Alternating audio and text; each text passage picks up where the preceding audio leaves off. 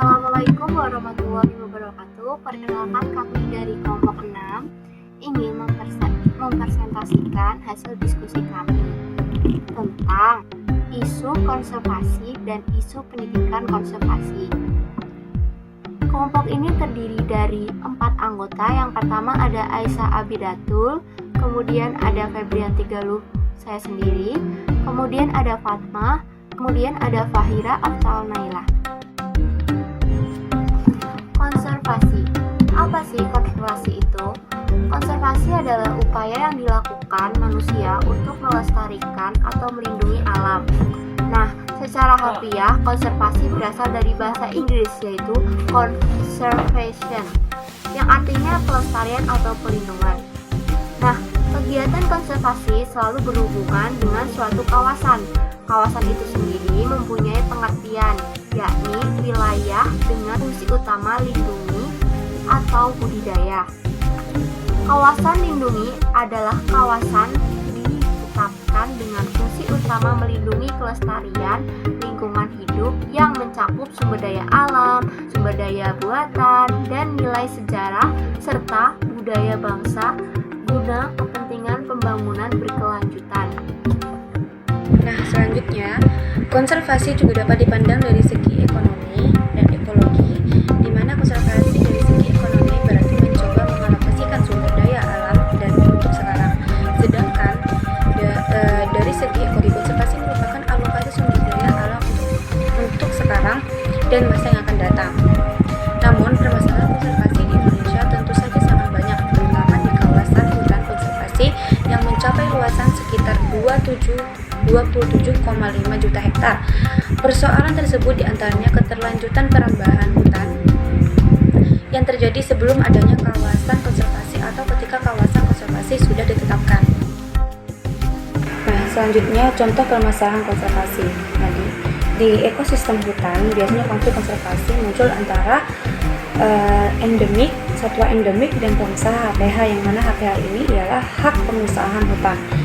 Karena habitatnya menciut dan kesulitan mencari sumber makanan, akhirnya satwa tersebut keluar dari habitatnya dan menyerang manusia.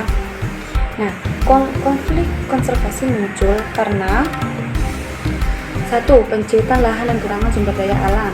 2. Pertumbuhan jumlah penduduk meningkat dan permintaan pada sumber daya alam meningkat. Sebagai contohnya, penduduk Amerika Serikat butuh 11 hektar lahan per orang jika secara alami.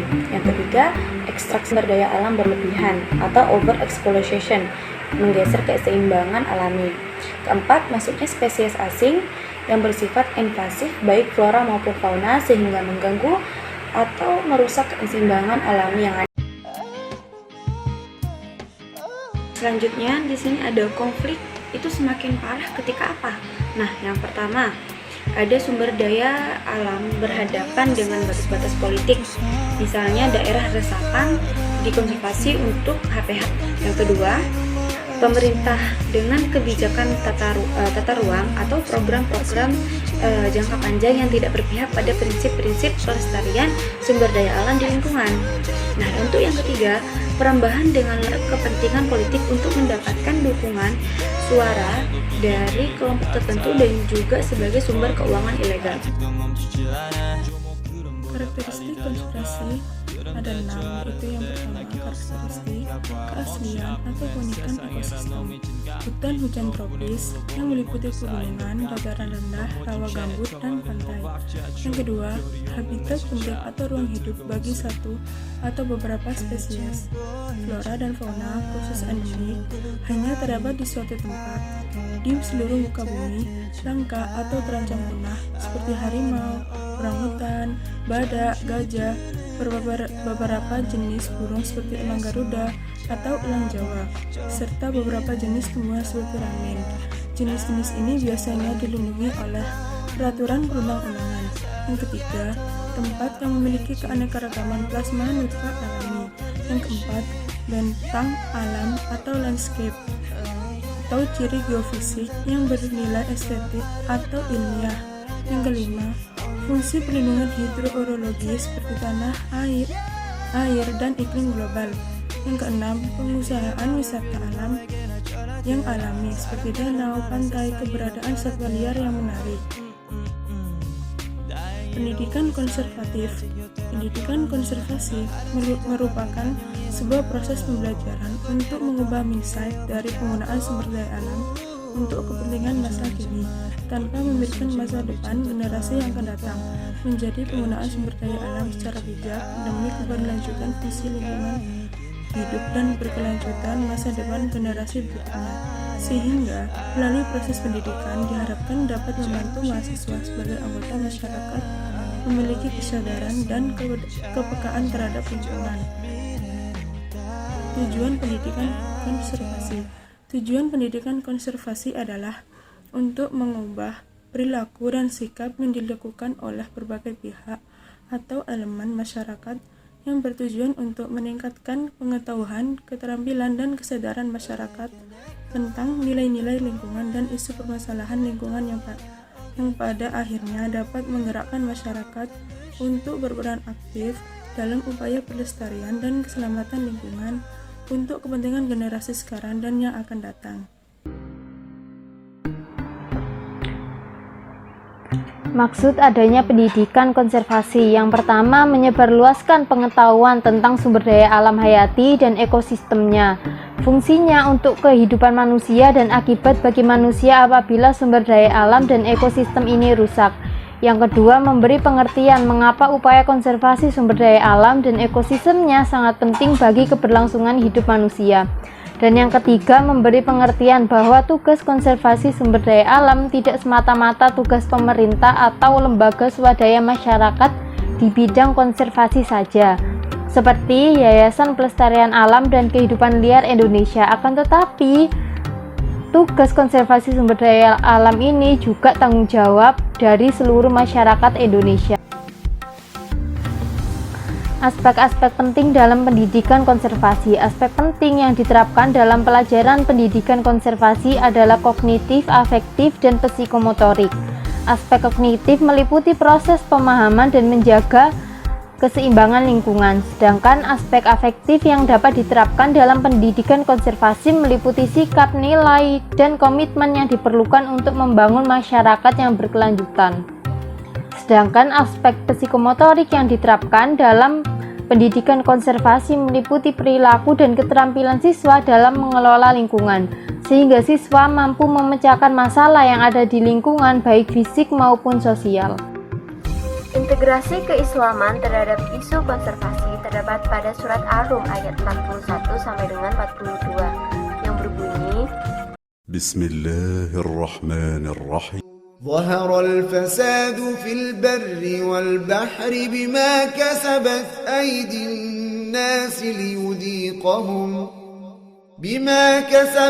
أيدي الناس ليذيقهم بعض الذي عملوا لعلهم يرجعون قل سيروا في الأرض فانظروا كيف كان عاقبة الذين من قبل كان أكثرهم مشركين. yang artinya telah tampak kerusakan di darat dan di laut disebabkan karena perbuatan tangan manusia. Allah menghendaki agar mereka merasakan sebagian dari akibat perbuatan mereka, agar mereka kembali ke jalan yang benar.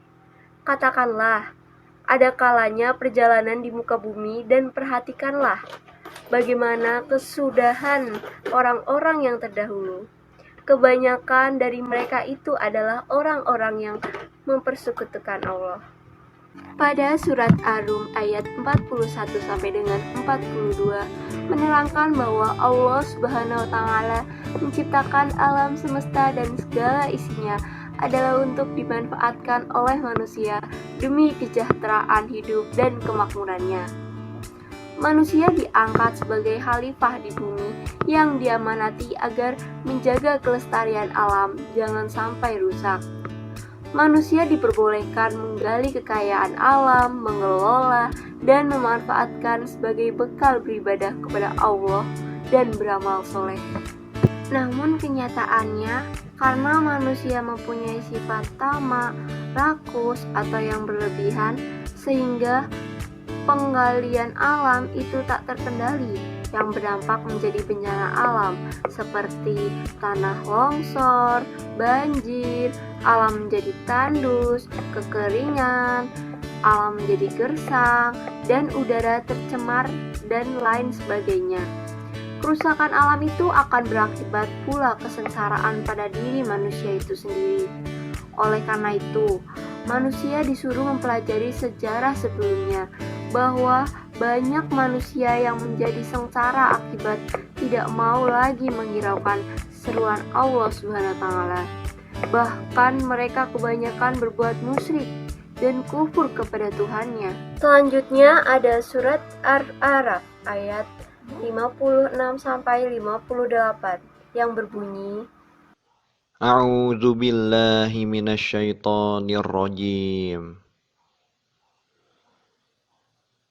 ولا تفسدوا في الأرض بعد إصلاحها وادعوه خوفا وطمعا إن رحمة الله قريب من المحسنين وهو الذي يرسل الرياح بشرا بين يدي رحمته حتى إذا أقلت سحابا ثقالا سقناه لبلد ميت حتى إذا أقلت سحابا ثقالا سقناه لبلد ميت فأنزلنا به الماء فأخرجنا به من كل الثمرات كذلك نخرج الموتى لعلكم تذكرون والبلد الطيب يخرج نباته بإذن ربه والذي خبث لا يخرج إلا نكدا كذلك نصرف الآيات لقوم يشكرون. Dan janganlah kamu berbuat kerusakan di bumi setelah diciptakannya dengan baik. Berdoalah kepadanya dengan rasa takut dan penuh harap. Sesungguhnya rahmat Allah sangat dekat kepada orang yang berbuat kebaikan. Dialah yang meniupkan anginan sebagai pembawa kabar gembira, mendahului kedatangan rahmatnya, yaitu hujan. Sehingga apabila anginan itu membawa awan mendung, kami halau ke suatu daerah yang tandus. Lalu kami turunkan hujan di daerah itu. Kemudian kami tumbuhkan dengan hujan itu berbagai macam buah-buahan. Seperti itulah kami membangkitkan orang yang telah mati. Mudah-mudahan kamu mengambil pelajaran. Dan tanah yang baik, tanaman-tanaman tumbuh subur dengan izin Tuhan. Dan tanah yang buruk, tanaman-tanaman tumbuh merana. Demikianlah kami menjelaskan berulang-ulang tanda-tanda kebesaran kami bagi orang-orang yang bersyukur.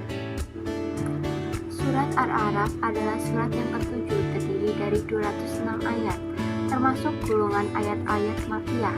Surat ini termasuk surat Azab Utiwal atau 7 surat yang panjang. Dinamakan Al-A'raf karena perkataan Al-A'raf yang terdapat dalam ayat 46 yang mengemukakan tentang keadaan orang-orang yang berada di atas Al-A'raf, yaitu tempat yang tertinggi di batasan surga dan neraka. Pada Al-Quran surat Al-A'raf ayat 56, Allah melarang manusia untuk berbuat kerusakan, baik di darat, di laut, di udara, bahkan di mana saja.